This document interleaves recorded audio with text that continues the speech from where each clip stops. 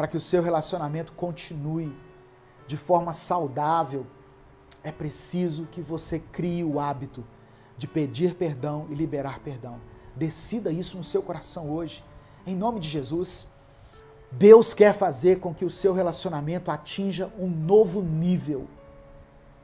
Só que para isso vocês vão passar pela trilha, muitas vezes dolorosa, do perdão. Perdoar não faz com que a pessoa ofendida esqueça o que aconteceu. Não é isso. Não é que ele vai esquecer, não é que ela vai esquecer. Mas, a partir do momento do perdão, é importante que a falta cometida não seja mais usada como fonte de infração, sabe? Tem pessoas que perdoam e daqui a 10 anos ela usa a falha que o outro cometeu como argumento. Ah, mas porque em 1980 você fez isso. Pessoas que vivem do passado, das falhas cometidas pelo outro no passado. É porque, na verdade, não houve perdão de fato. Porque, na verdade, você não conseguiu perdoar. Perdoar também não isenta o companheiro ferido do sofrimento e da dor. Mesmo tendo perdoado, a pessoa que foi magoada, que foi traída, ela continua ferida. E durante um tempo ela pode ainda sentir mágoa, sentir tristeza. E você que feriu tem que respeitar isso. Tem que respeitar o tempo dela. O perdão é um ato de misericórdia, de compaixão. Quando Jesus falou que nós deveríamos perdoar 70 vezes 7, eu creio que ele estava falando da família. Porque não tem um lugar onde nós precisamos exercer tanto o perdão do que na família. Como eu falei, as pessoas que mais nos amam são também as que mais nos ferem. Aquelas que nós mais amamos são as que mais nos ferem, porque a palavra delas tem um peso maior sobre nós. A crítica delas tem um peso maior sobre nós. O julgamento delas tem uma influência maior. É considerado de uma forma diferente por nós. Então, a família é o lugar onde nós devemos exercer o perdão. Em Efésios capítulo 4, verso 26 e 27, se você estiver com a sua Bíblia, leia junto comigo esse texto e grife na sua Bíblia esse texto. Efésios capítulo 4, verso 26 e 27. Olha o que Paulo está dizendo. Se vocês ficarem com raiva, não deixem que isso faça com que pequem. E não fiquem o dia inteiro com raiva. Não deem ao diabo a oportunidade para tentar vocês. Não pequem deixando que a ira vos domine. Antes que o dia acabe, façam com que a vossa irritação tenha fim. Em nenhum caso deem ocasião a que o diabo encontre meio de vos fazer cair. A raiva não resolvida se torna um ponto de apoio para Satanás agir na sua vida, na sua casa. Quando você sente ódio, raiva, quando você tem uma briga, uma discussão e não resolve naquele dia, isso se torna um ponto de apoio para Satanás agir na sua vida. É o que está dizendo a palavra.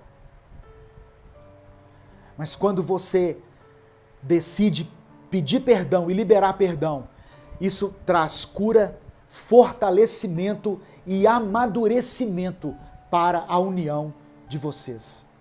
Então, se o seu casamento está em desordem, está em ruína, está em crise, a sua capacidade de se relacionar com Deus ou a sua vida espiritual também está em perigo.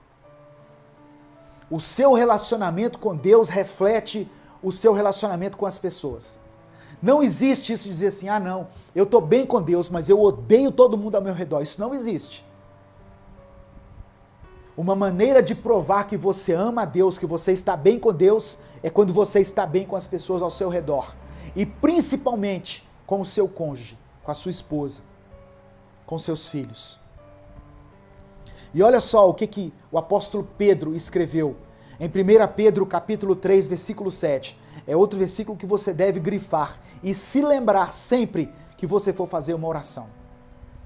Pedro diz assim, olha, também você, marido, palavra para o marido, na vida em comum com a esposa, na vida comum do lar, reconheça que a mulher é o sexo mais fraco e que por isso deve ser tratada com respeito, porque a esposa também vai receber junto com você o dom da vida, que é dado por Deus. Haja assim para que nada atrapalhe as orações de vocês. Em uma outra versão está assim, para que não sejam impedidas as vossas orações. Vocês estão bem um com o outro? Glória a Deus. Estão mal, estão de raiva, estão virados, cara um para lá, outro para cá? Não adianta chegar, Senhor, meu Deus. Não. Deus primeiro vai mandar você resolver com ele, com ela. Quando o casal não compreende, ou quando o casal não se compreende e não obedece à palavra, as suas orações são impedidas. É o que está dizendo a Bíblia. Quando o nosso relacionamento em família fica comprometido por falta de perdão, as nossas orações nascem mortas. Elas não passam do teto. A maioria dos casamentos consegue sobreviver aos ataques externos, mas poucos casamentos sobrevivem à morte emocional. Perdão, reconciliação e luta pela unidade são essenciais para a manutenção de um relacionamento saudável. Amém? Em nome de Jesus. Então, medite nessa palavra, reflita nessa palavra. Vai ter momentos em que você vai precisar lidar com conflitos internos dentro do seu casamento. É natural que isso aconteça, mas nós precisamos ter maturidade, sabedoria para lidar com essas coisas. E aqui eu estou falando especificamente sobre o perdão, a importância do perdão como condição para que vocês continuem em um relacionamento saudável. Não é instantâneo não, meu irmão. Ah, eu pedi perdão, o negócio resolveu hoje. Não. Como eu falei, isso pode levar um tempo. Isso pode demandar um processo. A ferida não é provocada de forma instantânea. A cura muitas vezes pode também não ser um processo instantâneo. Pode ser que a ferida levou um tempo para ser aberta, para provocar a dor, o transtorno, a vergonha,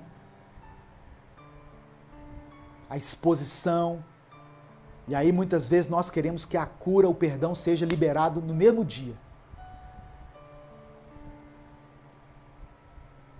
Tenha paciência, tenha tolerância. Lembre-se que vocês estão construindo um modelo para os seus filhos. Vocês são referência para as próximas gerações que vêm após vocês. Um modelo para os filhos, para os netos.